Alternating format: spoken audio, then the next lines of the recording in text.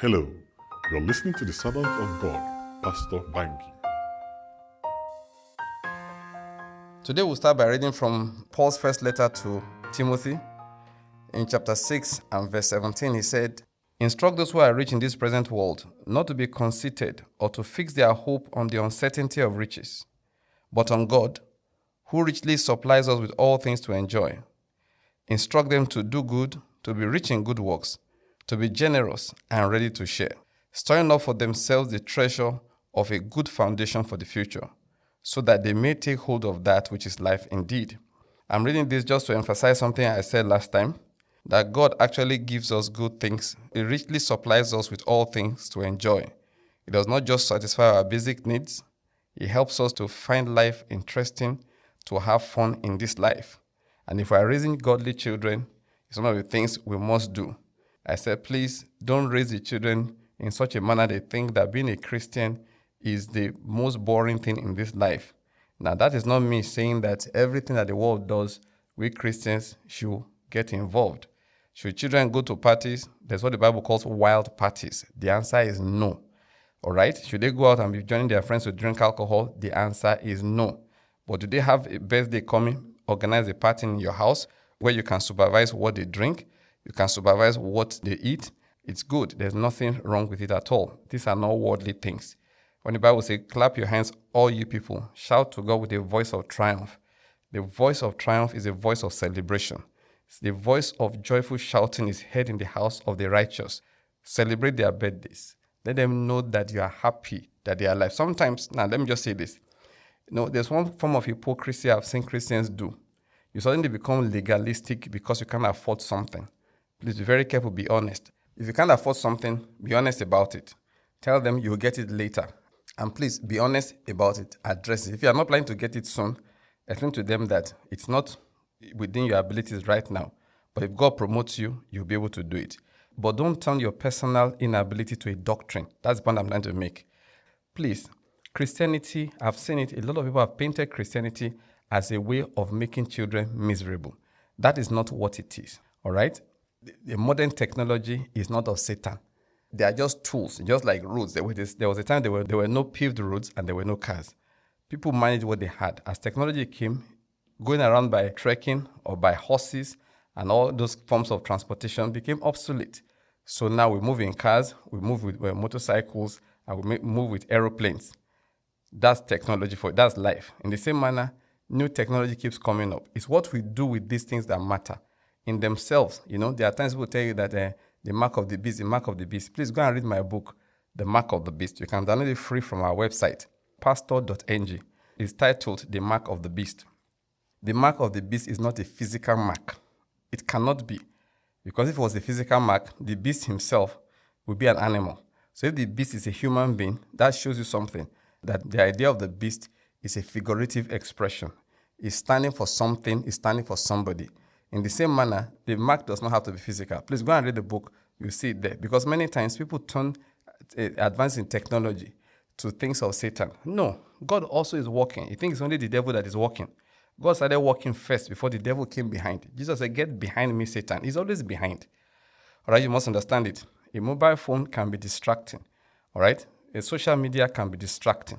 I remember once when my son, when he first got to university, then he had a phone, but not a smartphone. The first time I was going to get him a smartphone, I made him promise he would not install one of these popular social networks. I just want to mention the name of which particular. It was the most popular at that time. I said, I'm not saying you shouldn't have it. You can have your account there, but only do it on the computer. My reason is that the way to distract you in this life is to have that thing on your phone so you're always scrolling.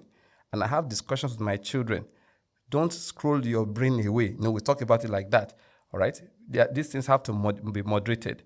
There was a time I told some of them, when I come out, I want to see your smartphone on the central table outside your room, so that I know that when you're inside your room, you're not there, consuming content the whole night instead of sleeping. I encourage them, read books, hold paper books in your hands and read. However, this is the reality of this generation.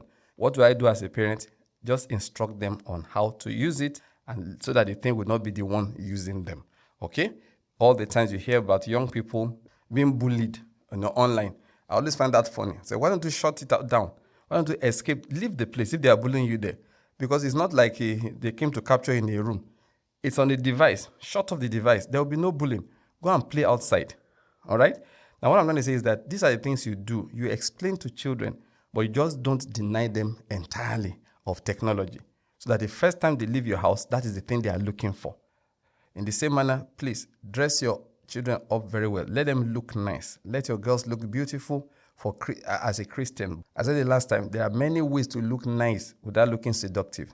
And you mothers, sit down, please, and learn it. It's not starting with the daughters. It's starting with the mothers. All right, whatever you do, the children will carry to another level. That's a matter of fact. Okay? Look nice yourself and show them that you do look nice without looking like this. Fathers, have that discussion with the girls and let them know. I need to tell you this. Let them know they don't have to copy anybody to be acceptable with you. First and foremost, make sure you show them you love them. I said that before. Constantly reinforce your love for them. See, these things are spiritual. You can't just talk your way out of these things. You have to keep praying. You have to keep praying. And as you are praying, you show examples. And God will allow them by the Spirit. The Spirit of God will help them see that the example you have set is the one that is in agreement with God. Let me just say this. We are not teaching just methods. We are teaching how to allow the Spirit of God to work in the lives of children. All right? And that's why the Bible says don't add to his words. Don't say things that he did not say, because the Spirit of God will not confirm that which he did not say. Very important. All right, so having said all of these things, I want to move on to the next one, which we're almost out of time for today, but I want to just introduce it. And that's the fact that you must release the children to the will of God. We're talking about raising children in godliness. A time will come in which you will let them go and do something that is not what you are instructing. Of course, this is as they grow older. A time will come, they have to go to university, they have to choose subjects. What are you going to study in school? And stuff like that. When that time is beginning to come, one of the things I've learned is that you must release children to God's will. Before you get to that point, you must have prayed, and you will continue to pray. You're a doctor does not mean your children must be doctors. You're a lawyer does not mean your children must be lawyers. You're a business person does not mean they must be business people. And you're a preacher does not automatically translate to the fact that they must come into ministry. Now, there's no law about it. You cannot decide what they must do by force. Because just as God called you, he also has called them. He made them for a purpose. There's a very strong chance that they may follow in your footsteps. Yeah, that is very true. They may, and that chance is very strong. But you can't determine it by force. Now, why I'm saying this is that I've seen people before, in planning the lives of their children, they start sending the children in a particular direction, which God definitely did not give that child grace for. Because you must understand, grace is supplied according to the measure of the gift of Christ. All right? So that the child starts struggling. I remember one particular child I met. The mother said she had to study the sciences, and she was doing very badly. The girl said she wanted to be a lawyer. So I asked the mother, why are you now forcing her into sciences, which she's not even doing good in? If she has to go abroad, it's easier for her to get a job if she's a medical person. I didn't know how to explain. Ma, what you are doing to this child is wrong. You are seeing the gift, the grace that she has. She obviously does not have grace in this particular direction. I heard the story of one man, intelligent young man. The father said he must be a doctor. I said, no problem. He went to school, studied medicine, finished, graduated. After he graduated, now he's a free man on his own. He went back to school to go and study engineering. When they asked the young man, why are you doing this? He said, my father wanted a doctor. I've given it to him. Now, let me go and be an engineer. That's actually what I love to do. Parents, you need to learn the grace of God and know that a time will come in which you will release these children onto their own path. And it may not be the one you prefer, but it will be the one that God chose. That way, it becomes easy for them to flow in their walk with God. This message was brought to you from the platform of Kingdom Word Ministries, a non-denominational teaching organization reaching you from Enugu, Nigeria.